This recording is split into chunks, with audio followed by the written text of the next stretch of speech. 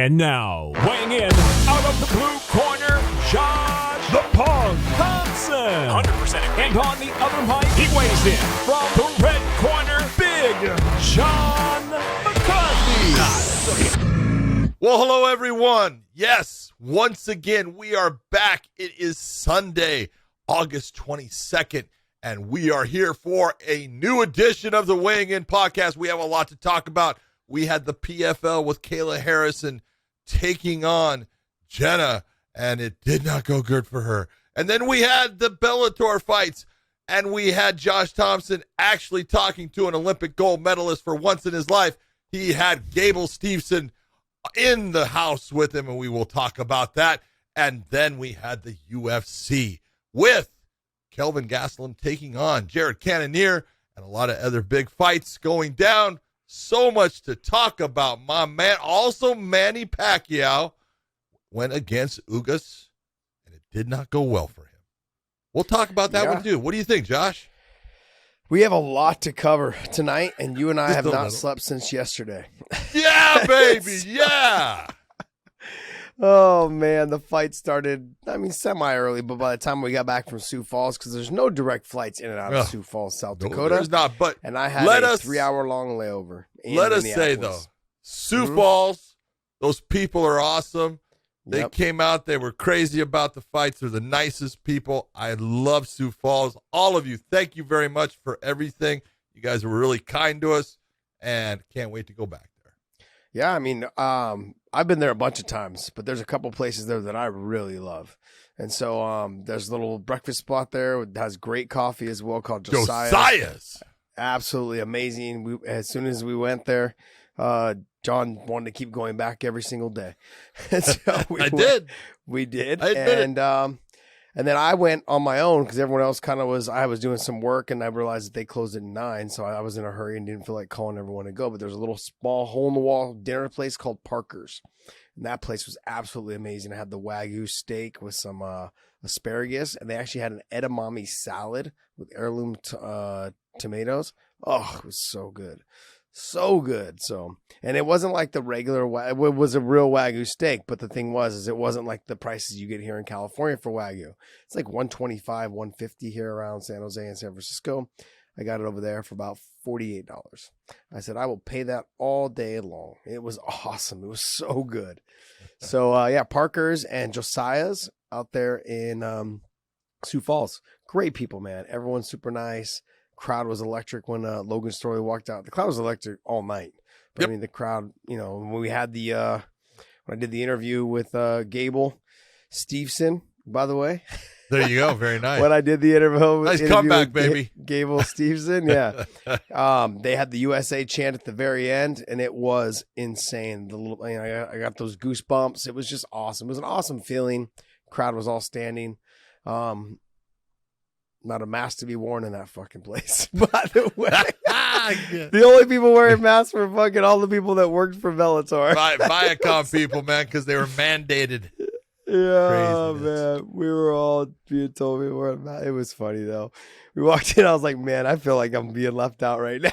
Like, I had a mask. It was great, though. It was a good week of fights, man. So, first, we're going to jump into the PFL. Let's jump into the PFL. Let's knock this bad boy out. Dave, what do you got for us? Cut right here. Let's just go with the main fight on that night was Kayla Harrison versus Jenna Fabian. And let's just be honest. Again, Kayla Harrison, she's a stud. She is absolutely a great martial artist. She is now a outstanding mixed martial artist. But again, Jenna Fabian was no competition for her. Took her down, beat her up, and the referee let her get beat up. He let it go a long time. Nothing wrong with any of it, but he made Kayla work for it. But she just smoked her. There was no answer. I'm a big fan of Jenna. She used to train up here at CSA up in near Livermore area where I'm from, here near San Jose, and she trains a lot of good people that I know. Al Piccolotti trains up there as well with Kieran. We've got a great group of people there. Zoila was from there. Frosto, she was from there. And then, what's it called? Kevin Ross. Kevin Ross used to work Gina out Carano, there. Gina Justin Carano. Bolanos. Yep. Bolanos. A lot of top level kickboxers are out of that gym. So, I was expecting big things from her. She's back at City Kickboxing, I believe, which is in New Zealand. So she's back out there training there. They've got a good camp out there. She just, when you're so afraid of the takedown, she didn't let anything go. And I think with someone with her length and her reach, she's got to start using that push kick up to the face, that push kick up into the sternum. Stop throwing those leg kicks and start moving. Don't ever stand directly in front of somebody. Let me give you a perfect example. And this isn't just directed towards Jenna. I'm saying anybody when you're fighting someone who's a really good wrestler. Look at what Clay Guida did tonight. He punched and then circled. Punched and and circled. Punched and circled. I know Clay's an animal. He's got great cardio. So that's the one thing that he can do very well because he's got such great conditioning. Not a lot of fighters have the type of conditioning he has. So if you think you're going to go out there and just, I'm in great shape, I can do it in one fight. No, it's going to take you years of practice. At least 6 to 8 months of just doing it every single day, trying to get better at getting on your bike and striking while you're moving and still landing shots and power. Those are all things you're going to have to learn to do and get your body prepared to keep that pace throughout, a 3-round or a 5-round fight. Jenna didn't do that. She stood right in front of her. She did a couple nice things, then moved a little bit, but it wasn't like explosive movements. She was really looked like she was just kind of trying to land the one shot and time the entrance of Kayla, and it wasn't going to happen. The feints that Kayla can do, the bulldozing that she does, she just walks you in, smothers the space real fast. And then once that fight hit the ground, there was no way of stopping it. But I did want to bring something up to you, John, was that Amanda Nunes was there. They're teammates. Yeah. She must know something that's not Amanda, but Kayla. For her to be the way she is, I know she's an Olympic, I know she's an Olympian, she's a medalist. But my point is this. She must know something from training with them that she belongs somewhere in that upper echelon of fighters. You know what I mean? Because the way she talks, it makes me sound like she not handles Amanda, but I'm saying that she has a lot of good work with her. She does well. You know what I mean? And so when you have someone like... well. Yeah, it competes well, yeah. Now, I know we're talking about practice. I get it. Yeah. I get it. The Allen Iverson quote. We're talking about practice. But when it comes down to it, I know in a real fight, it's different. But there's got to be something. There's got to be something that somebody knows that just means that she must be doing pretty well with, with the top level girls there out of ATT, and one of them just so happens to be Amanda. And so that says a lot. I'm not saying that she can beat Amanda, and I'm not saying she can beat, outside of Amanda, there's just Chris Cyborg. And then the rest of the females in that division at 145 or 155, because Kayla's at 155, it's like a whole nother, my hands aren't even wide enough on this absolute screen. Gap. Yeah, there's a big in the gap level between structure of those couple of fighters and everybody else. Yeah. Just there is. I would say Holly's probably up there. I'd say Holly. I know Holly's getting older. But Holly's a bantamweight. She really doesn't want to fight fight at 45 though. She's fought at 45. She has. I'm not saying, but she's a bantamweight. Yeah. So and I that's say the where same. she should be fighting. I say the same thing about Jermaine Geronimi. She's also a bantamweight, but I think she's fought it. She was the title holder at 45. Yep. So I would say the same thing. I'd say those 4 girls are kind of that. They're like the top 4 girls in that weight class. Now, Kayla, I think, could slide in there and do very well, because stylistically, if she was to fight Holly and Jermaine and she was able to get them to the ground, I think it would probably be finished pretty quickly, with her level of pressure and, and jiu-jitsu a little bit. She's judo players have normally pretty good jiu-jitsu. Not great, but it's pretty good. But their pressure and their strength are just pretty much unmatched. Judo players are extremely strong. Yeah. Extremely strong.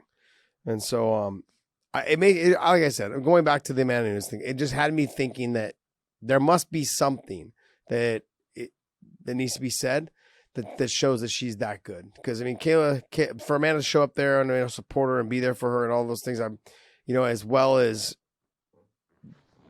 the amount of training they've done together, I think that there's something there you know, that, hey, I respect you a lot because you've helped me so much, or whatever it is, you know, like you're really damn good. Well, let's look at where the fight did take place at the Seminole Hard Rock, which is down where Amanda lives, basically. That's true. So it's not like she traveled with her. But from talking with several of the coaches there, Kayla does incredibly well with everybody, and she is, in some areas, she's better than everyone, and that's understandable from her background in judo. She's a 2-time Olympic gold medalist, so obviously there's things that she's going to do better than anybody else in there. Mm. The real question is, and you say all the time when you look at it, is how will she do under the lights? Well, she's done well under the lights. Would it be a different pressure of her fighting somebody like an Amanda Nunes in competition? Yeah, that's a different type of pressure, but she's dealt with that kind of pressure her entire life, and at the highest stage. Again, she's an Olympic gold medalist, so there's not a doubt in my mind Kayla Harrison can compete with anyone. Can she be hurt? Absolutely. She's super strong on the ground. She's dominating people like Jenna Fabian. She's not going to dominate Amanda Nunes on the ground. Amanda's got a very good ground game. She's not going to dominate a lot of other ladies. She may do well, but she's not going to dominate. She's going to have to do a lot of things to wear them down. Same with Chris Cyborg. She would have to do a lot of work. Chris on the ground, she's good on the ground now. She knows what she's doing, and she's not just going to get bulldozed by someone, you know, the way you saw what Kayla was able to do against her last opponent. So it really comes down, you know, and I say, you know, you're right with, you know, Jermaine, she could go to 45, Holly could go to 45. Chris is 45. Amanda's 45. She's the one that can go down to 135 along with Holly and Jermaine. Chris and Kayla cannot. Kayla will never make 135. So the weight class that she could actually compete in, other than the lightweight that she is right now, would be the featherweight at 145. She's done it once. She did it when she went to Invicta when the PFL was basically closed down because of COVID. So, you know, you could see her against Chris, and that would be a fantastic fight. On the feet, she's going to be at a deficit. She still doesn't have the skill set to match up with either Amanda, Holly, Jermaine, or Chris in the stand-up. Her real thing is take it to the ground and use her strength and her style, which is smart. I wouldn't blame her for doing that. That's what if I was in her corner, that's what we would work towards. But, you know, the real question is, when is that going to occur? Because she is with the PFL. I know she supposedly is out of her contract at the end of this tournament season. We'll see what she decides to do. You know, the whole thing is she's made a lot of money with the PFL. That's really, you're a prize fighter, but I look at her and she's a prize fighter, but she's also a competitor, and she wants to prove that she's one of the best. She wants to prove that she could beat a Chris Cyborg. There's only one way to do that. Mm-hmm. Chris isn't going to the PFL. Amanda's not going to the PFL. Yeah. Just being honest. No, I know. I get a little frustrated when people say like, hey, you know, why doesn't so-and-so come to the UFC and just fight him here? Why doesn't someone from the UFC come to Bellator and fight them there? Yeah. And it'd be no different than like, why doesn't someone from Bellator go to PFL and fight them there? Why doesn't someone from PFL? Like, there's a lot to be said about home turf. Like when you walk into a separate cage, a different feel to it. It's the employees that work for the organization that makes it all feel different. It's a new place. I mean, look at guys that they've fought, you know, all the guys that fought over in Pride. When some of them came over, they didn't have very good first fights. You know, Rampage being one of them. He didn't have a great fight his first fight, you know, in the UFC. It wasn't spectacular. I think he got the win anyways. What, Marvin Eastman? Was it Marvin Eastman? Yeah. Yeah. I mean, but I think he finished him in the second, but the first round wasn't a great round, you know, and he didn't look great. But so it's just a matter of like, look, it doesn't matter who he fought. He fought a bunch of fucking amazing fighters in Pride. But when you get to a new organization, it doesn't matter. It's a feel thing. You got to feel comfortable in there. You got to feel comfortable around the people that you're fighting in front of, mainly the employees, because they're the ones that you see throughout the whole week of fight week. And so that changes the way things work. So that's why I've always wanted that cross promotion to happen, but in the neutral ground kind of thing. So, anyways, but look, overall, good performance by Kayla Harrison. I mean, I love the comments about Izzy couldn't stop my takedowns. That was pretty funny. Yeah, he wouldn't have to just kick you in the head. Like that would be about it. But he's a big guy. Even I mean, like in terms of tall, long, and lanky. Everyone, tall, long, and lanky. But I thought that's what Jenna should have used. She used that push kick up the middle. She stuck her jab and got on her bike. And flustered her a little bit. Pumping that jab out there, 2-3 jabs in a row, and don't aim for the head, aim for the chest. Just back her up. There. Boom, boom, back her up, and just get her moving, making her change, making her try to cut the cage off with you, those type of things.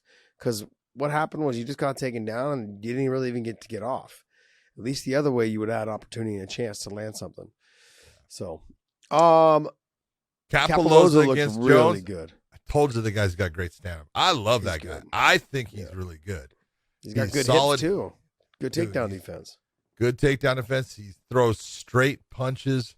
He doesn't waste a lot of motion with anything. He is accurate. I think he's one of the best things they got going. I enjoy watching him. I think he's damn good, and he made Jones look average. Jones is a beast when he's able to get a hold of guys and he gets on top. He's kind of like a Derek Lewis. He's a monster on top. And he didn't have a chance in that. He was getting hit. He didn't like what was happening. He wasn't able to get the takedown. And Capoloza just beat him up. So great performance by him. Really impressed. Yeah. Jones is explosive, right? He's from he wrestled up in North Idaho. Yep. Used to train with Trevor Prangley. I don't know where he's training at right now, but bottom line is that like you need to always try to improve your craft. And since the first time I've seen him fight, he hasn't gotten any better. Maybe his setups on his takedowns have gotten better, but when you get to the higher level guys, it's a lot harder to get in and get those setups going on when you're only throwing 1s and 2 punches to get in. You just throw one big punch every single time and then kind of like half-heartedly shoot a double leg. When you didn't get it, you got tossed off a little bit. You just said, okay, back to circling, put my back to the fence. But once I know your back is to the fence, I'm not as concerned about you taking me down because I got the whole fence, I got the whole cage to go backwards in. So I'm not concerned about you driving me to the fence and then, you being able to lock your hands. You're going to have to drive me all the way across the cage to get me to the fence now. So for wrestlers, he's got to be pushing the action, making them make a mistake, turning left and right, cutting the cage off, making them try to fire under pressure. He never did that. I don't think I saw him do that more than once, maybe twice in the whole fight. And once that happened, once you could see he started getting tired, and then it was just all downhill from there. Yeah. But a great game. Look, Capoloza, he's the real deal. His opponent, I think his opponent's going to be Dalia, Ante Dalia. He won in a decision. Yep. He's got his hands full. Yes, he does. Dalia looked good. He did. What's that? Goldstoff. Yeah. Goldstoff. It was a good fight going back and forth. They had some good exchanges. They really did. But Dalia ended up pulling it out. But I mean, it was a good fight back and forth. For bigger guys, they had a pretty fast paced fight. They did. There was moments where they were kind of hanging out against the fence, but you expect that from bigger guys. But they were letting the leather fly, man. They were getting after it for a while. Some good scrambles. So it was a good little fight.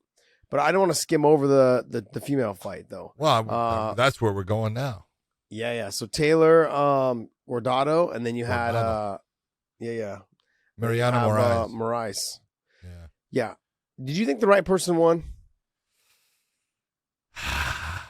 Not so sure. Not so sure. It was close. I'm not going to say anything bad. It was close, but I think, in fact, and this is where I really look at it. Look at Taylor's husband. They had him on camera watching, and when the fight ended, what was he doing? Cheering? Nope. I didn't see it. Shaking his head like, damn. But she got the win. But I thought Moraes won the fight. I really did. I was kind of leaning that way as well. It was, not that, there was some good things on both sides. Taylor did some good things, but I thought in the end that Mariana ended up landing the heavier shots, probably did a little bit better, but judges went the other way. So Taylor has got the golden opportunity to be the next opponent for Kayla Harrison. And we'll see if she can stop the takedown and stop the ground and pound after watching what happened with Mariana Moraes. I don't think that's going to happen. Well, I have a question though. Like, does go. the runner-up get $500,000 then? What do No, they get their pay from that's on their contract. That's it, baby. All they get. Yeah, that's it. Yeah. Other than that, I didn't really get a chance. I wanted to catch the Marina. I can't even say her last name. Mohanakina. Come on, do it again. Mohanakina. Mohanakina. Yeah, you've got to say the T and the K go together. Mohanakina. Yeah, that's how you say it. So I just say Marina. She ended up with a different opponent. So because she was supposed to fight. I'm trying to remember who she was supposed to. This was a completely different opponent. Got it. Claudia Zamora switched it out. So it all. But changed. overall, the main card was pretty good. You know, Dalia and stuff. They had a good fight. Gustaf was good. You know, I thought Moraes should have won, but hey, we're gonna see what happens in the finals. And then Jamil just didn't show up, man. Wasn't able to get the takedowns. And he showed up. He was going against a guy that's got very sharp technique and hits hard. Yeah. We're just a better all-around fighter. Yep. Joshua, have you heard? Have you seen that civilians are going into outer space? It's been a tough year for everyone. Everyone's trying to leave, Big John. People are looking for an out-of-space experience. Well, I'll tell you what, I recently had an out-of-this-world experience myself. Oh, yeah? What was that? Well, I was getting my orbits pube-free with my Manscaped Lawnmower 4.0. Thanks to their new advanced skincare technology, you can get a precise shave with no accidents to make your balls feel like they are floating in outer space. The Performance Package 4.0 from Manscaped will get your rocket ready for takeoff.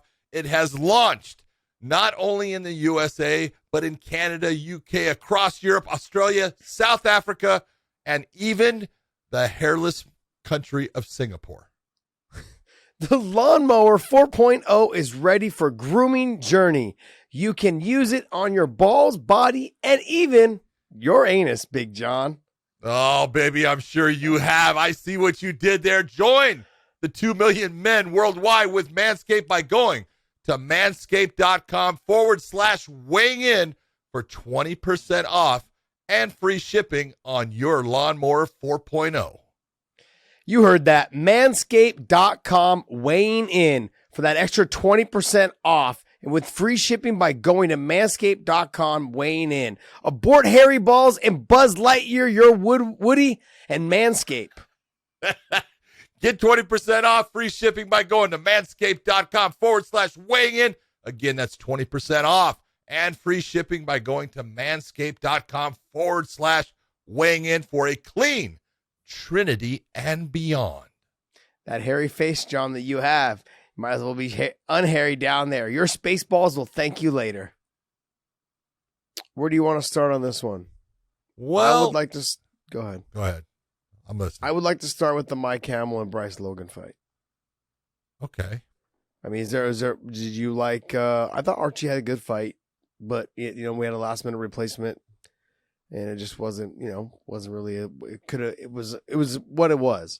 But I think but there was one cool thing with the Archie fight that we should talk about because Ben Simmons tried to pull off a buggy choke in that fight. That's right. Okay. And I don't know if people understand what a buggy choke is. A buggy choke was actually created by a white belt from Half Gracie's. I said that wrong. Nope. From Half Gracie's. School. Scroll down. Sorry. Let me interrupt. Scroll down a little bit there, Dave. Was that in that fight? Yeah. Archie Colgan against Ben Simmons. Yeah. Gotcha. And, a buggy choke is a choke when you have someone inside control. And most of the time we're going to say there's nothing much you can do except a backside or inverted triangle if the guy puts his head and arm in the wrong place. But this one guy came up with this choke. It's an effective choke. I tried to learn it. I'm not flexible enough to do it the right way, but I will tell you it's really effective when someone has got that long, lanky frame like you talk about. There you go. You've got those long levers. It is a tight choke, and it will put you unconscious.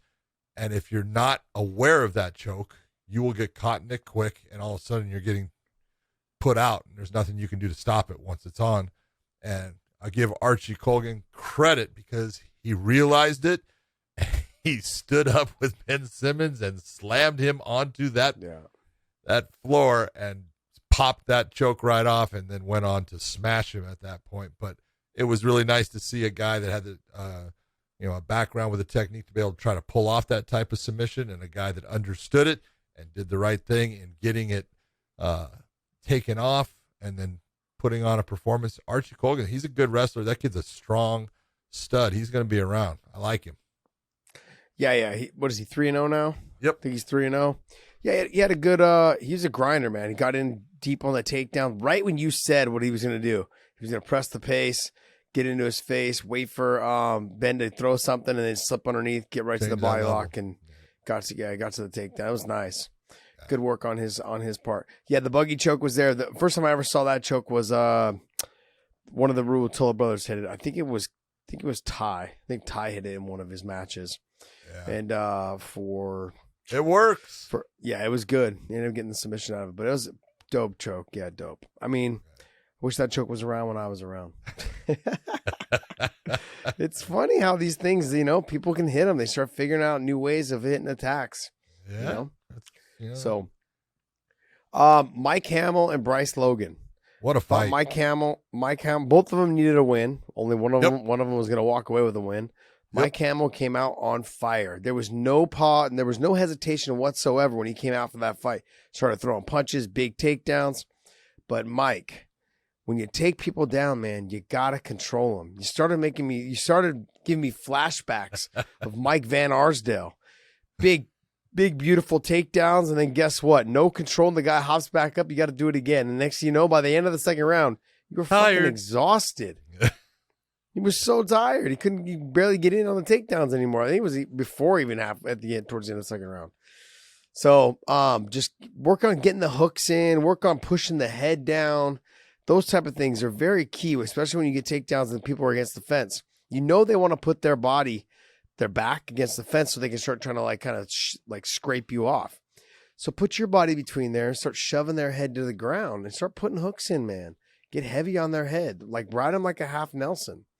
And so I'm so surprised we don't see that more by MMA fighters, is riding them ride fighters with half Nelsons, pushing their forehead in the mat. What's the number one thing that your wrestling coaches would always tell you? Drive their head, put their forehead to the mat, put their forehead in the ground. Put it in the ground. If they can't look up, they can't get up.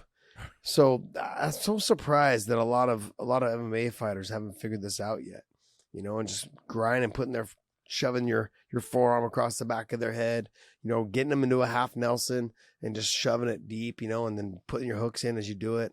Little things like that. But I mean, he's a gamer, man. Mike Hamill's a gamer, and Bryce Logan was on par as well. I mean, they started amping it up in that third round. I had it 29-28, Mike Hamill winning 1 and 2. I had him losing number 3. But it was a good fight. That's exactly the way I had it. One of the judges went with Bryce Logan. I didn't agree with it. But Mike Hamill and Bryce they both put on a great performance. They both went after it. They both were, nonstop for the 15 minutes. It was a great fight, back and forth. Being, where Bryce Logan was from, the fans were kind of behind him. Mike Hamill, shut all that down. I did like him on the mic afterwards. He said, this is a tough sport, and it breaks your heart at times, but this is what I need is win 10 in a row now. We'll see if you can do it. I kind of like it. Put it out there. Yeah. I like him. He's funny. He's a character, man. He comes out with those Macho Man, Randy Savage glasses. Got the mullet going. Got the haircut from hell, baby. Yeah. Gotta love it. Fabio Aguiar versus Taylor Johnson. This is the one that went split decision. The Mike Hamill one was a unanimous decision. Nope. Really? I don't think so. That's what it's listed as. Okay, yeah, I don't think they got that right. Yeah, no, I know what they did was one judge had Mike Hamill winning 30-27. And the other two judges had it 29-28. I remember that announcement. Because I was like, then Mike won this if it was 30-27. Yeah. So Aguiar had a very good game plan. His game plan is, look, Taylor Johnson's explosive. He's strong. He's a great wrestler. I need to push him because I don't think he's in great condition. Even though he looks great, he burns out, and he was right. That was the difference in the fight. He pushed the pace. He lost the first round. There's no doubt he lost the first round, but he pushed a high-pressure pace, made Taylor work, and then second and third round kept that pressure up. And I had it even going into the third round, and Taylor shoots for a single and ends up sprawled out on and just stayed there. And it's like, I know why you're staying there. You're exhausted, and I don't blame you. But you want to win this fight, you got to get out. And he didn't do it. Yeah, but Fabio wasn't doing it much either. When Taylor shot in, he spent probably like a minute just hanging out on the top of his head. And he was just hanging out, and then Taylor was hanging out on the bottom as well, just either trying to grab the legs or just with his forearms on the canvas. Yeah, but what's the better position to hold it? What's the better position to be in? I'm my whole time was saying, man, come around there.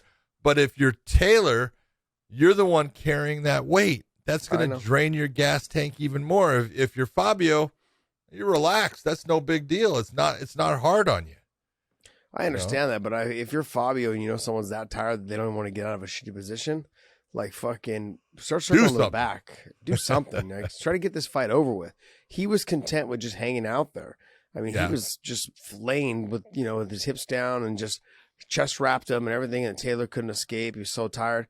But Taylor, man, arm drag, push by, something like that. I mean, something. But he was just too tired. He blew his wad in that first round trying to rip his neck off. Yep. And I think in one of those very first exchanges, he got heavy on that arm, that guillotine, and he just couldn't get it done. And I think after that, he just wasn't the same fighter. Yep, true. But the fight that you were so pumped up for the most, up until the Borgs fight fell off the card, was Yordenis Ugas and Keith Lee. And very well deserving, man. Great fight. Great fight. Yordenis Ugas is a talented young fighter. Keith Lee is a talented young fighter. Athletic, but there's just the difference in Yordenis Ugas it's very rare to see a young fighter that understands the concept of fighting, because everyone thinks fighting is, the punching and kicking and you just got to be mean and tough. And it's like, Andre Ward had it best. Being a good fighter is being able to hit people without being hit. It's not about being tough. It's about being skilled.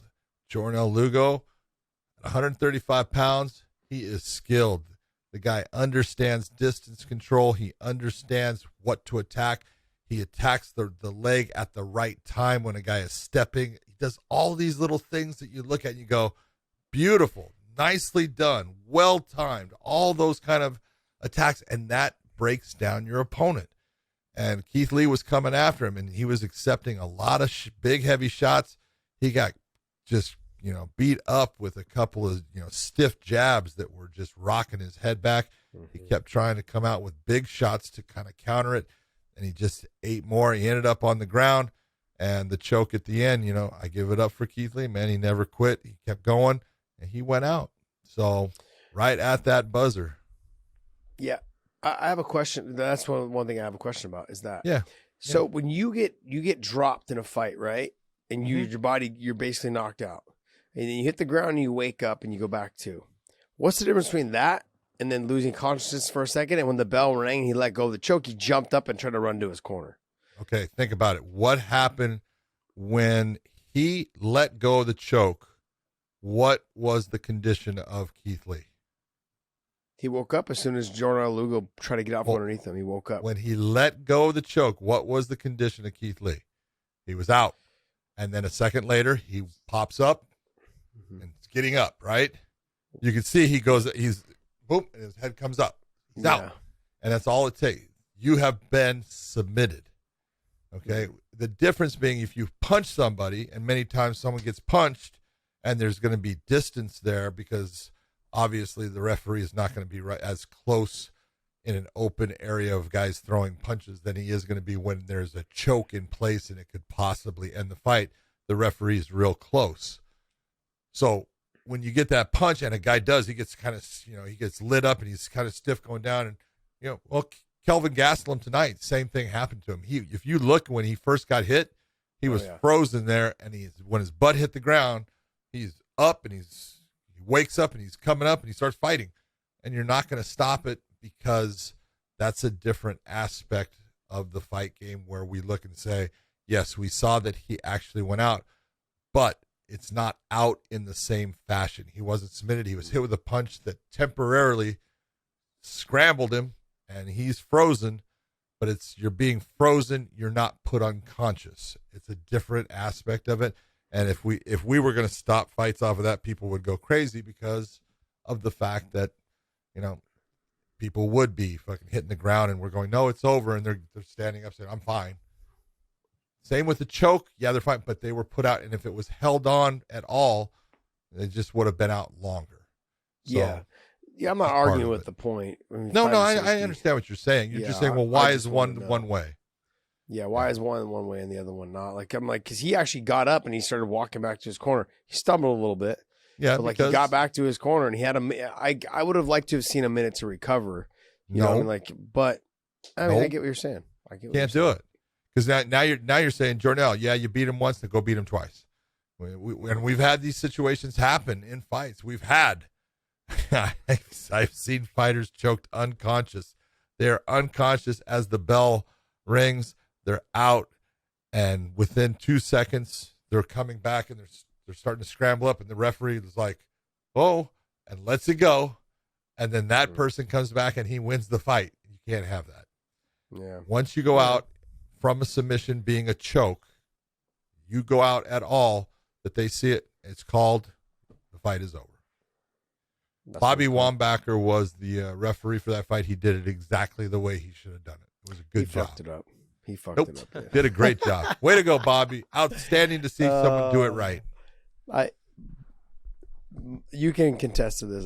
You basically, I walk past and I'm like, oh, so these are all you guys are the refs working the show, the judges. And I always tell them, you guys don't fuck it up. And so it's just, I walk through, guys, hey, don't fuck it up. This is your moment. Fuck it up. We won't be having you back. No, I love it. I love to fuck with them. And a lot of them all of them, but I'm saying a lot of them I've gotten to know a lot better now because we do our show together as well as, with all the work we do with Bellator. So we've kind of been seeing the same group for the last year and a half. Well, you're very popular with all of them. Yeah, I know I am. Yeah. You know why? You know why you're popular? Why is that? Because you're the only guy that tries to give me trouble. Oh, they love me. They just love it, man. They think it's great. They love it. Yeah, I know. They fucking love that I fucking bust your balls in front of everyone too. I don't give two shits if you're fucking 80 years old. I don't give a shit about what you think you're doing. I'll just come right back. I was laughing because one time we were all waiting for John and I'm like, fuck. I felt like I had to go find him in the fucking arena because he wandered off like a fucking homeless person with dementia. I was like, he was gone. We're the only ones in the damn arena and they're serving lunch and he didn't realize that everybody in the arena went to go have lunch, but he was still in the arena by himself doing God knows what. Oh, you're lying now. While we all went to go eat. Was I by myself? I don't know who you were with. But now, okay. You go ahead and bend the story, even though you know the truth. Who were you with? Who are you with? Are you with Morrow? Were you guys rehearsing your lines? I had to help Morrow.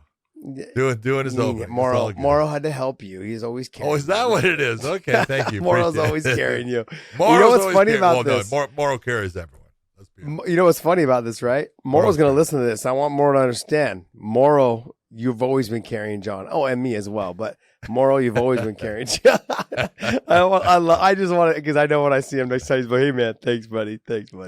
He's so great. He's fucking hilarious, man. Oh, man. He's a savant. Okay, so Marcelo Golm versus Billy Swanson. I mean, look, Billy took it on 3 days' notice. Marcelo having to go through 3 different opponent changes for the week of. That's a lot to deal with, man. On your mental, But he handled it well. He came out and did exactly what he was supposed to do. Billy Swanson's a guy that wanted to get the fight to the ground. He never even let him get close to doing that. And on the feet just was better and beat him down. And like really what ended up getting Billy was he got tired. Yeah. And what you would hope that a guy that's a fighter, he's always in shape. Heavyweights, that ain't happening. Let's just be honest. Okay. And so, he even when you're in fought great hard. Shape, you still get tired. Oh yeah. He fought hard. I give it up for Billy Swanson. You know what? The Big Sexy. I love the nickname. Love Big But Sexy. a guy that can rock a mullet and fight and be Big Sexy. I thought, he came and did the best he could. It just was too much for him in too short a notice. But Marcelo Gomp, I mean, this was the third time he was scheduled to fight that they were going to have to pull his fights because his opponents kept falling out. So at least Billy Swanson stepped up and took it. And, like I said, Marcelo did what he was supposed to do. So let's see him in the next fight when they put him up with a little bit higher ranked opponent. Yeah, I thought Billy was going to get a takedown, at least one. I thought for sure he'd get one, but then he tried. Like you said, after about 3 minutes, he was exhausted, and there was nothing left in the tank. Yeah. But I mean, overall, not bad though. I expected. I honestly, had he survived another couple minutes or a couple seconds, he would have got back after that break. He could have had another better chance with like the first minute of the second round. But then it would. No, he was exhausted. It would have been done. He was exhausted. He was so tired. Josh Thompson, it is time to talk about one of my favorite products that we have as a sponsor. I love Fume. Fume, F-U-M, is one of the best products you can use, especially if you are a smoker. It is the basis of essential oils. It is a beautiful inhaler made out of wood. I'm a woodworker myself, so I really appreciate the quality that they did it with. You use these cores that are just doused with essential oils, even though they're not messy. You stick them in that inhaler, and you can take and use that to give yourself a clear sinus cavity, fill up your lungs, feel good. It's like a menthol. There's peppermint. There's bubbly lime. There's all these different flavors for you to use. It is an outstanding product that I use every day, and I think you people will like it too. Yeah, I use it because I have nasal issues based off of fighting for years. I've got cauliflower in one nostril, that's and from I've got a having your deviated nose up in the air with everything, man. You're always. And I've had a deviated septum on the other side. But the one thing that I will say is this: is I've actually lent it out a couple times to some family that have had COVID and they lost their taste. And they said after about 2 days of using it, they've gotten their taste or feel like they've gotten some of their taste back. So like with coffee, they couldn't taste coffee. And then after using it for 2 days, they said, look, I can start to taste the creamer a little bit and the sugar, whereas before I couldn't taste the sugar. Now look, this has been months of them not having their taste. So now them just using this for 2 days, it was one thing they said that they did notice a difference. For me, I use it before bed because of my nasal cavity and my deviated septum and my cauliflower. And it also helps clear me out. Most of you guys that listen to our show understand I have a little bit of a nasal talk when I talk. And that's why John gets on me so much. And you guys just laugh about me in the comment section. But it's true. So from all the years of fighting, I use it and it actually clears me out. Makes me feel better about the lack of coughing during the show. So if you guys pick them up, go to Fume. And I'll tell you right now, they are amazing. I love them. They're safe. There's no smoke in the car or in the house or anything around, so you don't have to worry about that as well. So you want to go to www.breathefume. Now, breathe. Make sure when you say breathe fume, fume does not have an E on the end. It is just F-U-M. Use breathefume.com and then go to weighing in as your promotional code to get 10% off on your Fume inhaler, all of the cores. It is a great product. We hope that you try it and like it like we do. For young fighters, and I've gone through this as well, but Logan Storley, fighting in his home state, felt the pressure. Kind of almost in his hometown. I think for the first time in his career, he felt an adrenaline dump. Yep. The crowd was fucking electric for him. They were all standing on their feet when he walked out. Yep. It was crazy. I mean, it was, and then the one thing too is when I was watching his last fight there against AJ Matthews, when I was watching it and listening to it, I thought they were booing every time he got takedowns. But then in the arena, I realized what they were doing. Everyone stands up every time Logan gets a takedown, and they go, 2, 2. They start yelling, 2. Yep. I mean, they're obviously all big fans of Logan. And every time a takedown came, they were yelling, 2, 2. And I was like, it was really awesome. But he faced an adrenaline dump this time. It really hit him hard. I think once he realized that Skiro was not as easy to take down as he thought, and that tall, long, lanky body style poses threats. I think with Skiro, though, as well, he needed to use what I said what Fabian needed to use. That push kick up the middle, the long jab, put the 1-2, throw the right hand, then the jab right after. Don't aim for the head, aim for the neck or the chest. Those little tiny things will make a big difference on whether you get taken down or not.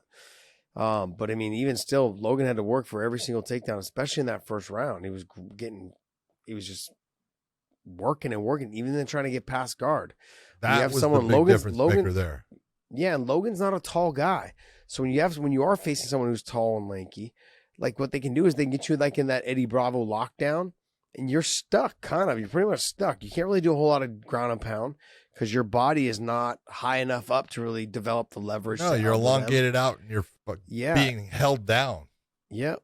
And that potentially, when you start trying to open up from that position, you could potentially be swept from there. And then he also had a really good butterfly / hook sweep kind of position that he was using really well. He used a beautiful butterfly guard. Yeah, he was way better than I think you and I both gave him credit for. I was like, yeah, he's not bad. I saw his stuff, but I didn't think I thought Logan would take him down, and I said he's gonna do what he did to AJ Matthews with the nasty ground and pound. But I was like, wow, Logan couldn't even posture up, otherwise he would have got back to his feet. He was in phenomenal shape. Yep. He was making Logan work at every turn. Everything Logan was trying to do, he was making him work. And I think that was a good fight for Logan to come back off of, because I didn't have it a split decision. First, I want to make sure that's clear. It wasn't a split decision. No. I had it 30-27 for Logan. No. So you didn't or no? No. I had Dante winning the last round. Yeah. Yeah, I could see that as well. Okay, I could give you that. Yeah, especially the way he finished it with those hard elbows against the fence, and I could say that. I could see that. Yeah, definitely, I could see that. So let's just agree, 29-28. Yeah, I'll lean towards John's judging for once. But yeah, overall, I thought it was a good fight for him to come back on, because it made him work really hard. It made him understand that hey, it doesn't matter who you're fighting, you can't take him for granted. You've got to go out there and get it done. And I don't want to say he overlooked him, but I didn't think he expected his wrestling to be that good. And then when he got cut, I think at the end of the beginning of the second round. Yeah, when he got cut in the second, that kind of changed a little bit for him too. That I think that kind of worried him a little bit. So there was a lot going on. You're at your home state, your home crowd. You get a cut in the second. The guy's a lot harder to take down than you thought. And he's tall, long, and lanky. He's hard to deal with on the ground. I can't pass guard. It's frustrating. You're like, shit, I'm over here trying to put on a show. I thought Logan was going to start crying at the end there. He seemed very emotional. He was. Crappy. He was frustrated with himself. But you got to look at it this way. He came out, when you say he had a hard time, he didn't have a hard time taking him down at the beginning of the fight. No. He took him right down, okay? Think about it. He took him right down. But it was that butterfly guard of Dante Skiro that gave him problems, because he had to work hard. And you could tell that Logan was amped by the crowd, and he wanted to impress the crowd. He wanted to make them happy. He wanted to perform in front of them. So he put a lot of energy out in that first round, trying to get past the guard of Dante Skiro. And he did multiple times. He got to he got to half guard. He got to side control multiple times. And Dante he even dipped his arm inside to slip himself past him to get him back into the butterfly guard. And Dante did a great job with that. And he was not burning the energy that Logan was burning a ton of energy trying to get rid of him in that. And that was the difference. And, coming back from, having some time off because, he had injured his knee in the Amazov fight, and being in front of his home crowd, these are the kind of fights you need, though. These are the ones you learn off of. And you got the win, and there's a lot of lessons for you to learn off of it. And he's going to come back an even better fighter. He's good. Obviously there's always something to learn, but I think the real thing is, I think the Bellator got someone in Dante Skiro, because he's freaking good. His wrestling is actually, good. Obviously he got taken down a lot from Storley, but that was kind of expected. But his actual jiu-jitsu game is damn good. I watched him in the top position when he fought Kenny Robertson in his last fight, and he really did a great job with top position. but Kenny had him in trouble, a lot more trouble than Logan did in that fight, and he fought his way out of it. So I said, he's a tough dude, and he's got a good top game, but I wasn't able to see the ground game that he was able to implement against Logan, and he's impressive. Yeah, when I said it looked like he was going to cry after the interview, I want to make sure you guys understand. Fighting is a very emotional sport. There's a lot of adrenaline that goes along with it. There's a lot of ups and downs, and especially when your family and friends are all there and everyone's watching you, and that the crowd basically is everyone in that damn arena was there for him, And so when that, there's a lot more added pressure, and so I think it was good for him to get it out of the way. And I didn't mean that in a disrespectful way, but there's a lot of emotions that go on, and when you hear the damn announcer go a split decision, your life flashes before your eyes. You're like, what the hell is going on? And I thought he won the fight convincingly, but one of the judges didn't have it that way. And so for him, it's an emotional feeling, man. There's a lot of things going through your mind, especially when you're, like I said, in your home crowd with family and friends all there, specifically to watch you fight. So, but I like you, another thing that you said, and I've said this all the time. I say this all the time. When you can go in there and not have one of your best nights and still walk out of there with a W, that's all that matters. It's all that matters. Like it's no one. Big deal. Yeah, because not every night is the night that you actually feel good. Nope. It's so funny. You can feel like, oh, this is the easiest weight cut I've ever had.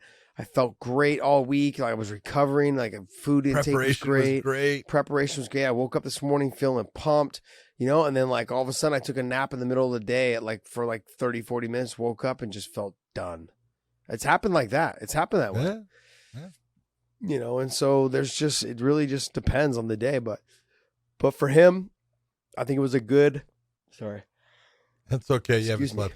But either have I, and I'm not yawning.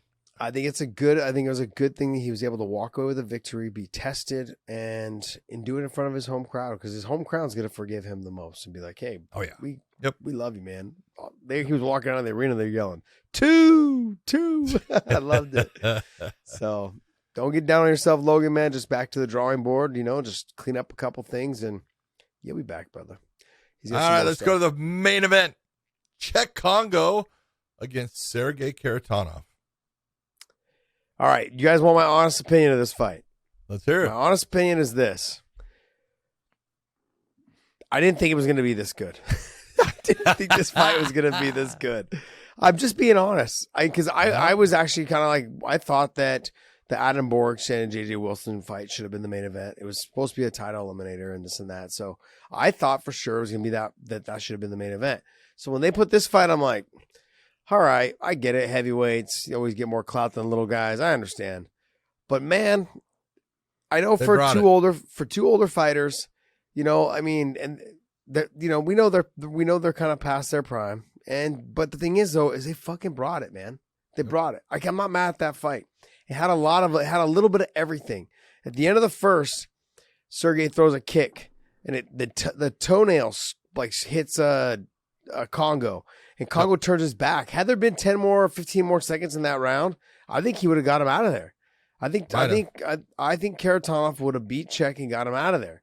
They go back to the round ends. They come back in for round 2, and they're getting after each other, and they're having some good exchange at the beginning of the second round. But then midway through, Kharitonov starts taking over.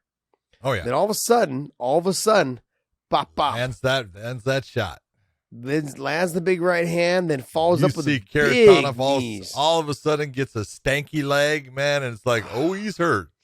Yeah, but I thought also in the first round, and then again in the second round, it's the knees. Cheick, I don't know, whatever you do, stop getting away from your knees, man. If you're going to use one weapon for your whole career, for the rest of your career, use your damn knees. Deadly. I swear, they were so deadly and so powerful. It was amazing to watch. I mean, I was watching, he was folding Kharitonov over every time he landed him. I was like, ugh. I was getting sick to my stomach thinking, he landed one to the body, and you could see Kharitonov get that look on his face like, oh. And it was like, oh. His kneecap was tickling his fucking spine. It was nasty. I was like, God. So, you could just see him fold over. You see Kharitonov take a step back, and then Cheick would kind of hang out there. No, man, get after it. but he was exhausted as well. I mean, but overall, it was a great fight. It was a fun fight, I should say. It was a fun fight. There was good technique involved. The output wasn't as much because they are older. But I mean, ultimately, like, look, I've seen both these guys in really, really boring fights. But then again, this fight, and I've seen them in great fights. I've seen them in knockdown, drag-out fights. Both of them have fought the who's who in the heavyweight divisions. But this fight, to me, honestly, I was really surprised. I was very thankful that it was a great fight. Yeah.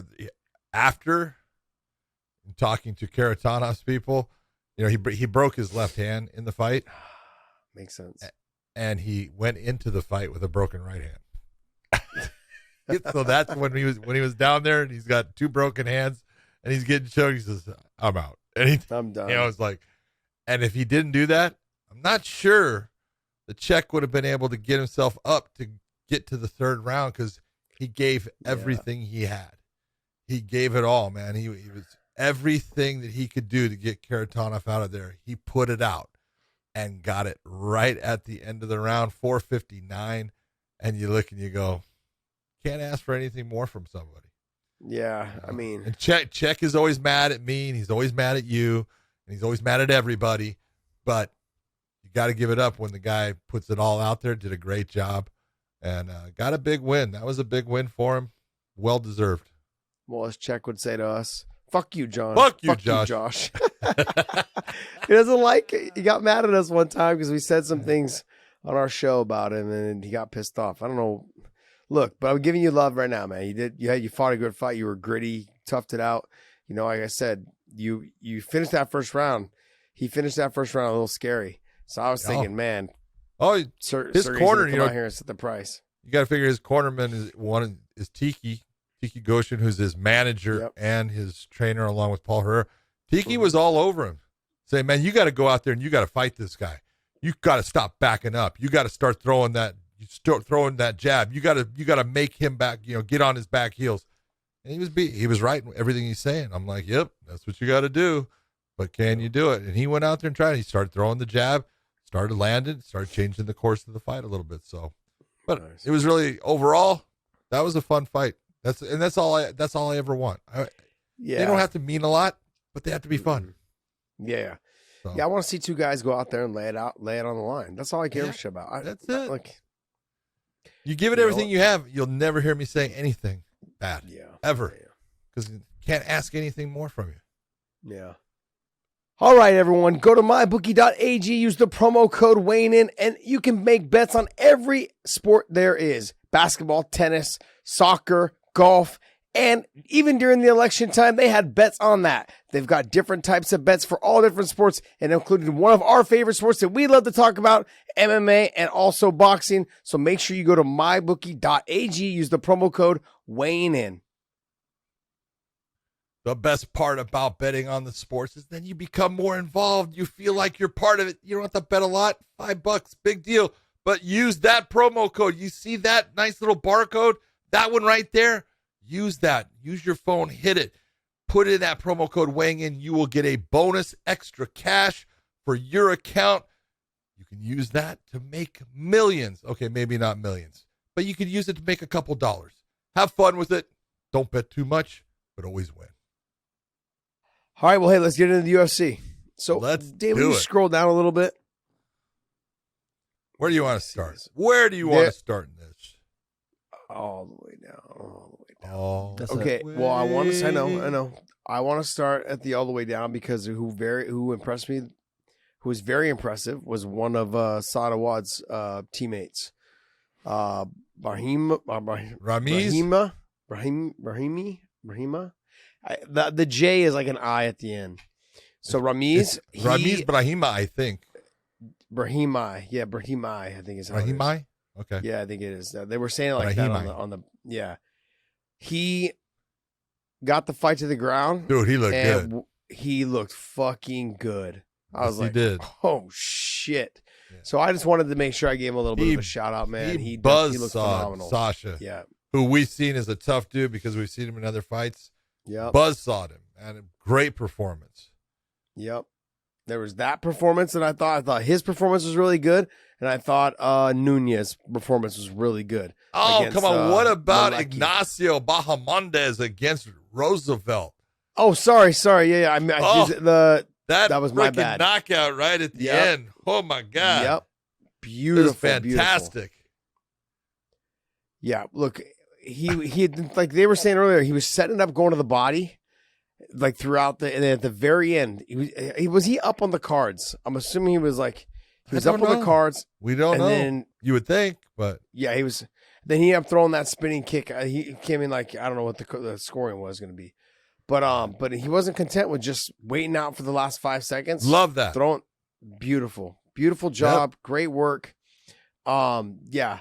Just absolutely, that's what you want to see from young fighters. That's the type of stuff you want to see. Like, hey, you're always trying to finish the fight.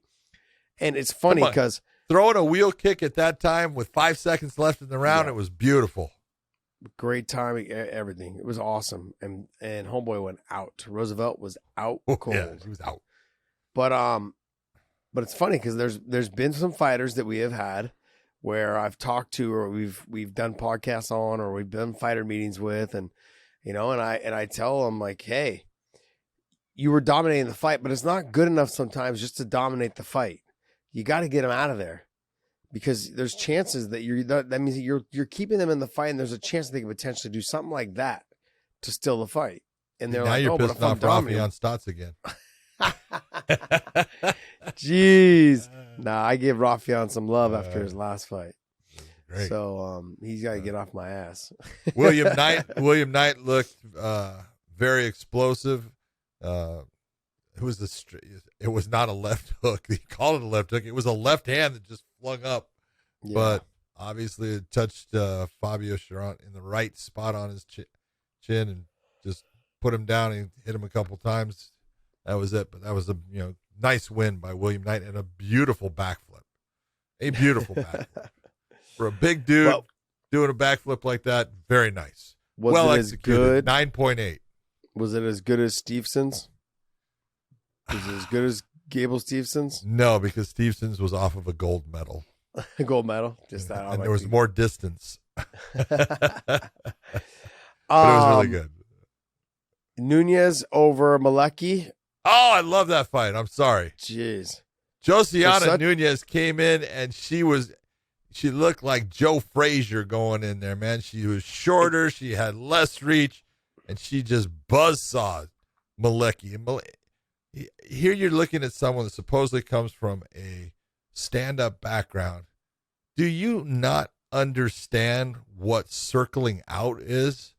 I know it's been taught to you. She went straight back every time. Hands down. She went straight back and hands down.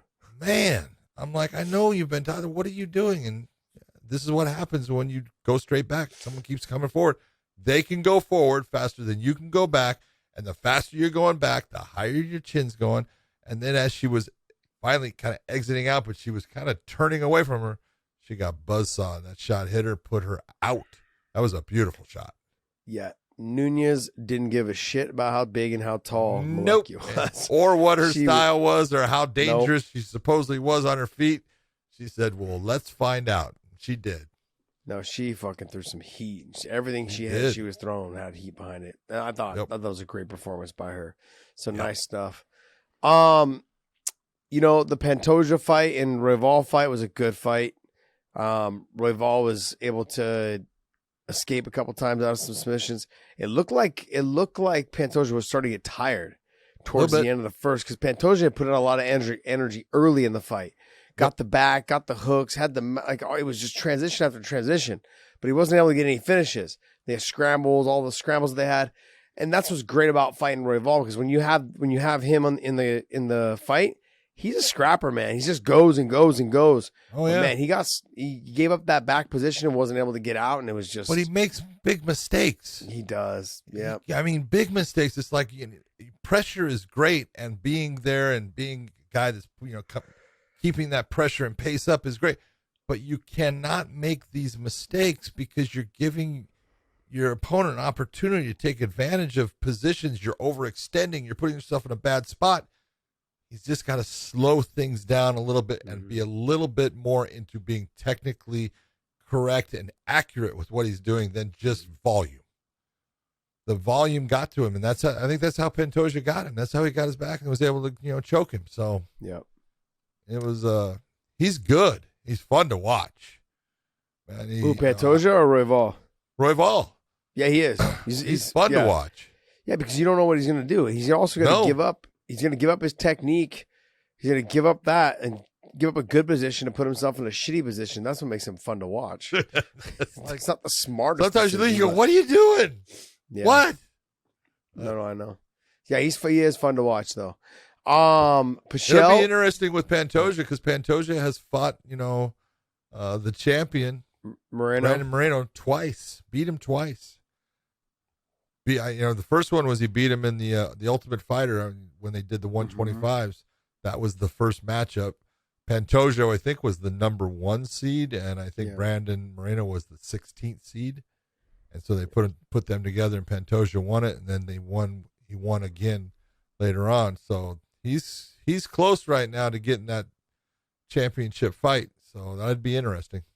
Well, Dana came out and said that this was to see who was going to fight him. There you go. So the winner of this got that fight, is what it sounds like. That's what I think. It might be different the third time.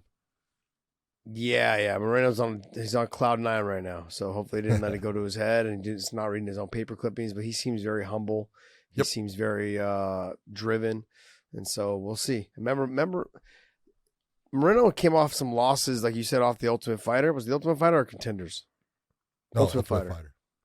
Yeah, he came off some losses there, and then came back in, and and didn't he go away because they had cut him or released him, and then he came back?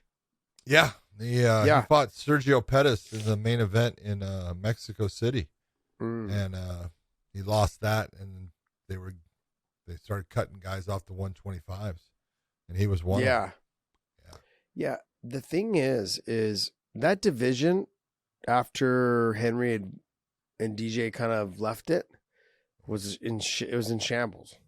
Yeah, but I feel like it's kind of rejuvenated right now. I feel like they had to get a whole new batch of fighters, and they did, and they have and they don't have many though. That's the thing. I look at it like the 150, the 145 pound division for the females. That's what it looks like. There's like 5 or 6 of them, and that's all. But they're fucking good, and they're fun to watch. Good. That's the thing. So I ain't mad at it, man. I ain't mad at it. But I think it was probably one of the best things that the UFC did in business decisions was they traded DJ. Henry became the champion.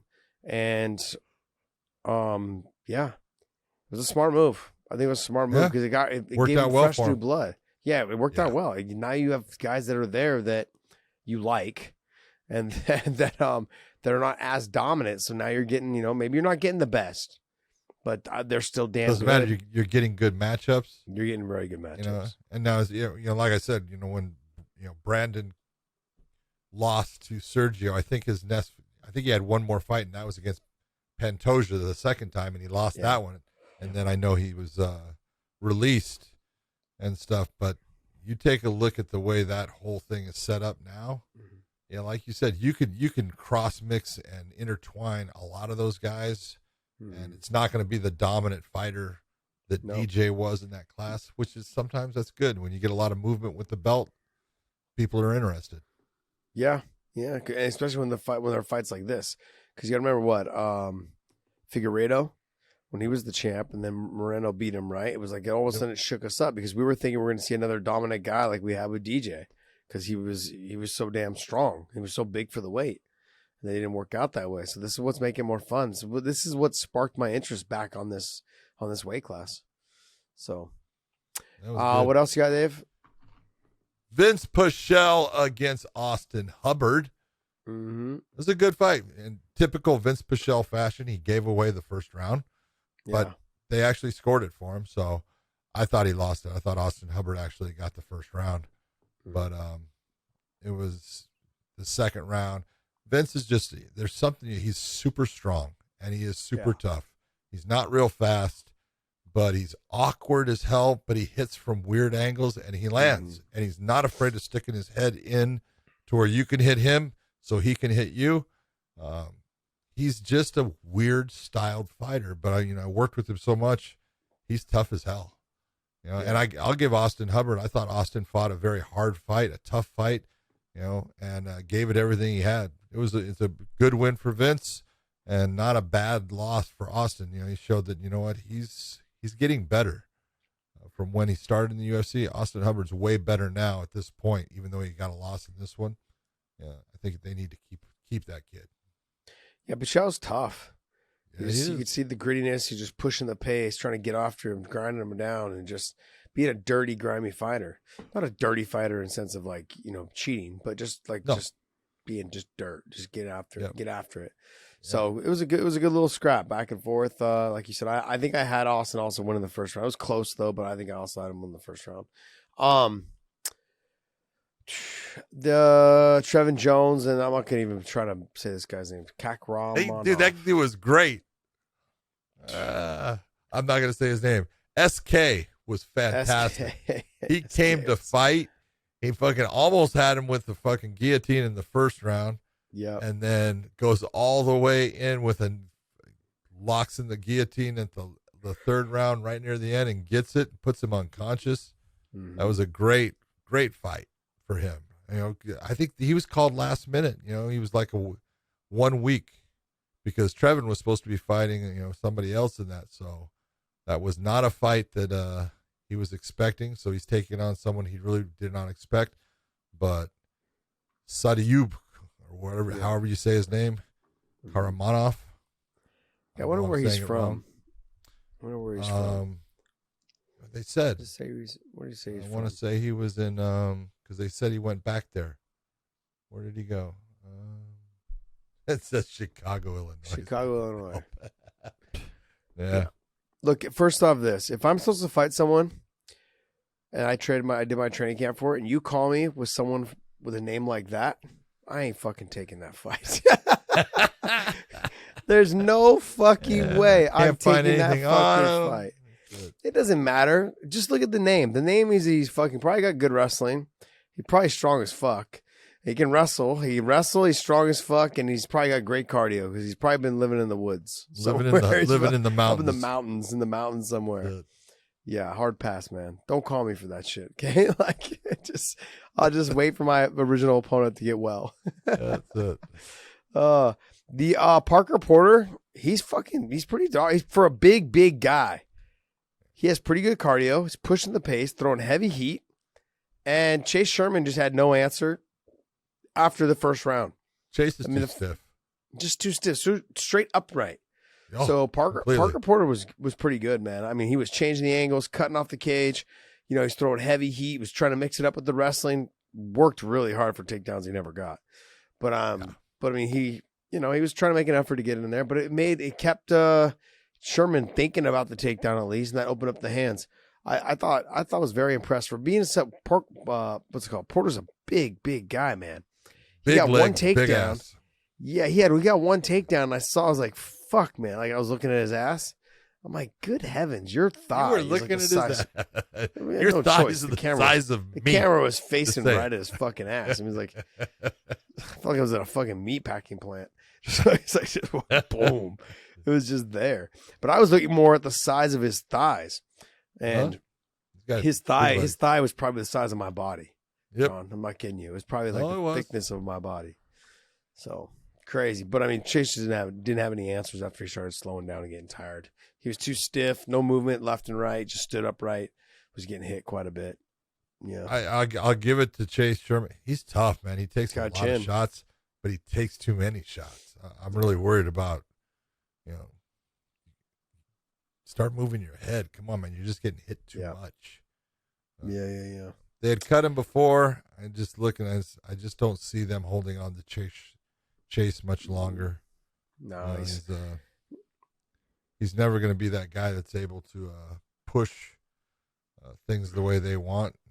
That's his second loss in a row. He lost to Andre in his last fight. So yeah, Yep. 31 years old. I mean, that's kind of that marker where they're like, if we haven't made you like, you're not in the top 3 or 4 by now, might as well just cut you loose now. Yep. Marco Matson versus Clay Guida. I mean, good fight. Clay's starting to slow down a little bit, but he still has great cardio. A lot of bouncing around, not as much output when it comes to the striking. When he throws straight, he lands. He jumps in, jumps out, does a great job. Yep. But I noticed that he started getting tired, or he started slowing down. He started going like inside leg kick and same arm punch, and it was missing. And he'd throw like a kick, and then he'd like come back to his position and he'd throw his big overhand right. When you miss that much, it's painful, man. Like you start slowing down. And he is getting a little bit older, but Marco Matson's also 36. But he looks like he throws everything with power. Everything he throws hard. Yeah, his knees on Clay, I was like, oh God, no. He hit him. I don't want to be hit with that. His most effective tool throughout the fight was the knees. When he would finally grab hold and look, you're talking about a silver medalist in Greco-Roman wrestling. So when you talk about getting under hooks and being able to clinch up, it's a different level with the way that he clinched up. And Clay did a great job, and this is where, look, if these guys wrestled, if Clay Guida wrestled Marco Matson in a wrestling, it would be a tech really fast. Okay. But it is the MMA, and what Clay was doing was really smart in his movement. He kept Mark really trying to work to get the takedown, never got one throughout the entire fight, made him fight where he is usually uncomfortable on his feet. It's just that those big knees, I think, is what really swayed the judges towards Mark, because they definitely landed. And you talk about tickling someone's spine. Yeah. A couple of those were Clay is a tough dude, because a couple of those landed with a lot of steam, and they had to hurt. Yeah. Oof. But I mean, overall, man, Clay's still doing it. It was a split decision. I mean, I had it 29-28 for Marco Matson. That's how I had it. Yeah, I didn't have it a split, but Clay's still doing his thing, man. Tip my hat to him, man. Okay, main Almost event. 40 years old. Yeah. Jared Cannonier versus Kelvin Gastelum. Well, we going into this, like I said, I love Kelvin. He's my Roberto Duran of MMA. But even before the fight started, we texted and I said, yeah, I got Cannonier winning this. Mm-hmm. And it's just that, I do believe that you leave bits and pieces of yourself inside the cage with some of these wars. And Kelvin has had some wars. Now he's had some fights where he's been the hammer and his opponent has been the nail, like the Bisping fight, Michael hardly touched him in that. He's had those kind of fights too. The Vitor Belfort fight, he beat up Vitor. But that fight that he had with Israel, he left certain parts of himself in that cage that he's never going to get back. And I just look at Jared, really hasn't had a lot of damage put on him. He's fast. He's strong now. He's a lot older, but he hasn't had the damage or wear that Kelvin has. And I just thought, being that he's fast, he's got good stand-up, he's got good wrestling as far as defensive wrestling, and he kicks hard. I just look, I said, I think it's going to be too much for Kelvin in the end. And I think, Kelvin fought a really good fight. He got dropped with that one shot, bounced up like that didn't hurt me. And you can see he was actually out for a second, hits the ground, wakes up, he's fighting and throwing combinations back. And you go, Kelvin Gastelum is just a savage. He is a stone savage. There's something special about the guy, but he just didn't have enough to beat Jared on this night. Yeah. Close though. Yeah, it looked like the power, just the strength also was a factor. The speed, obviously. For me, I feel like the speed in certain exchanges belonged to Cannonier, and some of it belonged to Kelvin. At times. Yeah, at times. So I thought it was a very well, evenly matched fight. Kelvin needed to get the takedowns a little bit more, and he wasn't able to do that. Yeah. So I thought Jared did a great job of getting wrist control, hand control, turning, spinning back into him, making sure he get his double unders or his over under, start defending from there or make space and get away. He did a great job. He fought a very smart fight. Yep. For 37 years old, man, he's fucking aging like fine wine. That guy's he seems like he's getting better and better every fight. which is tough to do. At 37, man, I was like, all right, get me out of this shit. You know what I mean? You start thinking about that. He seems like he's just getting better and better, and his confidence getting more and more. So this was a big fight. I had Kelvin. Last week I had Kelvin winning. Then I heard he had problems on the scale. Then I was like, oh shit, here we go. Yeah. You know, so I mean, but his cardio wasn't affected. I thought he fought a good fight. He fought a good fight. He wasn't strong enough to get the takedown. And on the feet, they were about the same. Just Cannonier, I think, was a little bit faster and was able to hit him with a little more power. Yeah, a little bit faster. Was able to hit him with a little bit more power. But Kelvin was able to land some good shots. Oh yeah, he did. He really did. Yeah, he did. So. Yeah. But overall, it was an evenly matched fight. Good fight though, and a really good fight. Yeah, I enjoyed that fight. It was a good. I thought it was going to be a well contested fight off the beginning, and it lived up. Both of them put out a lot of effort, a lot of good technique throughout it, a lot of changing of what they. I really love the way that Jared Cannonier he effortlessly moves from southpaw to orthodox, back to southpaw, and within 2 seconds he's back to orthodox, then he's back to southpaw. It's like you would drive me fucking crazy. That's funny. All right. Well, hey, that wraps up our UFC talk. So let's get into some boxing real quick. We're going to talk 2 fights on this boxing card tonight. So you had what's it called? Yuges versus Manny Pacquiao. Yordenis. All I heard was Yuges all night. So Ugas. Yeah, Ugas versus Pacquiao. So that fight was on there. And then obviously one of our local guys, my local guy, Robert Both Guerrero, local guys. He was able to get a win over Ortiz, who is down south. He's in Costa Mesa, right? He's out there. Well, he was in Ventura area, but he's now at Wild Card Gym. So. He's at Wild Card now, right? Yeah, because Freddie was in his corner, I believe. Yep. So so that was overall good fight. Obviously they're older. They're getting a little bit older. So Robert Guerrero, he's from the Gilroy area here. I thought Robert fought smart, because he was the one trying to crush the space and always, trying to fight in a phone booth because he's not as fast. And when you train for that kind of fight, you're ready for it, you can do that. And if you're not ready for it, it's a wearing, taxing type of fight. I thought Ortiz responded well. It was very close back and forth, but I thought that Robert Guerrero was able to establish he was the one deciding where that fight was going to be fought for the most part. I didn't think it was so smart that Ortiz allowed that to happen. He should have kept range more often. He had more speed, so use your footwork, but it is what it is. He hasn't fought in a long time, and coming off of, I don't know what their whole time off between the two of them, but, I would say that, Ortiz has been gone for a good 2.5 years, maybe 3. Yeah, Robert's been gone for a little over a year. Yeah, so. Yeah. They both put, 10 rounds. That was not easy. No. It was a grueling 10 rounds. Easy. Yeah, it was a grueling 10 rounds. When you guys are standing toe-to-toe with each other, right, and just leaning on each other, it starts getting exhausting. Ripping the body shots, hitting little short uppercuts and left hooks. It gets exhausting because they're kind of leaning and pressing on you guys, and you got to carry your opponent's weight as well as carrying yours. So, I thought Robert had more of the output, but I feel like some of Victor's shots were landing harder. He just didn't have as much output because that's not the style he normally fights. But he fought, Robert fights with a lot of output always. Yes. He just throws a lot of shots. But I think percentage-wise, Ortiz probably landed at a higher percentage, but didn't land as many as Guerrero did overall. Might be true. So that fight happened, and then you got Manny Pacquiao versus Yuges. Good fight overall. I mean, Manny he's too small. Manny got tired. He got tired. He didn't start off using a lot of footwork like he used to when he was younger. Yep. But the other thing as well is that this weight class, he's too small for this weight class, I believe. Yes.